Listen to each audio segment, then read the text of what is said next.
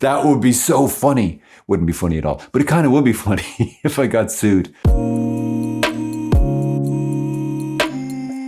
I want to talk to you about the fact that Christianity is difficult and why that's a really good thing, and why it's a reason for us to engage in it all the more. So G.K. Chesterton, in his book, What's Wrong with the World?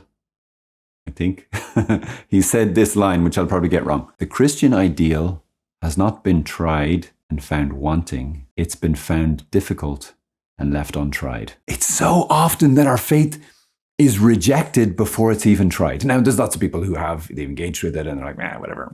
Then they've rejected. But lots of people are like, oh no, Christianity, no. And so often the reason is for moral reasons. Even the people who walk away from it, like, oh no, because they're attached to, I want to do this stuff, and Christianity, and Jesus says no, so goodbye Christianity, goodbye Jesus, I'm going to do the stuff I want to do. It's for moral reasons. Young people today are built a little bit differently. This is connected, trust me. And when I say young people, I mean, okay, yes, like teenagers and younger, but older than that, like folks in their 20s and even early 30s. They're built a little bit differently. Now, some aspects are there's challenges, extra different new challenges there, but there's also some like amazing qualities that I'm in awe of in the young generations. Their desire to do something real and their openness to doing something difficult. So Christianity, sometimes we've just gone too squishy and soft. And we don't challenge people. And to do that, we actually have to put like duct tape over the mouth of the gospel. Just shh, it'll never work. They'll never accept you, gospel. So we silence the gospel from really letting out its full demands. Like Jesus was extremely demanding during his life. Extremely. We're not comfortable with that because we're thinking, oh no, it'll be too hard for the young people. No, we need to just give them a good time, And the young people are like, no, I'm not going to do your Christianity thing because it's just fluffy and squishy and weird. Whereas if we were really to tell them about the full might of its demands, how challenging it is, they actually kind of relish that. It's not just that Christianity is difficult. Christianity is, I would say, one of the most difficult thing to live. In fact, I would say it's impossible to live without the grace of God. But it's not just the most difficult. I also think it's the most rewarding. Not that I've got piles of experience in other lines of work. So to be fair, I will say that. In part of his testimony of his recent conversion, Shia Labeouf, whatever you think about Shia Labeouf, just his observation is fascinating. He said that he was so taken by the joy he was living for a little while as he researched a movie living with some Franciscans, I think in California were the captions. And he was just shocked by their sincere joy, like in the friary. They're just like laughing all the time and they're really enjoying each other's company. And he's been like, and he's just shocked. He just never encountered this before.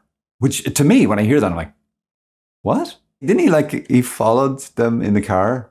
They were going like shopping or something, and he followed them because he was sure they were just putting on a show. That as soon as he saw them, when they didn't realize he saw them, that then they'd get, nasty and grumpy and sulky. And he was watching them in the car, and they're just laughing the whole way to the shop and the whole way back. And that is a thing. So Christianity, I say that to be able to say, like, the thing about Christianity is, at its core, is a revelation that I'm not just loved by my mammy, which I am. I'm loved by the creator of the universe. And that never changes. And the creator of the universe never dies. He never takes a nap. He never misunderstands me and ghosts me for months on end.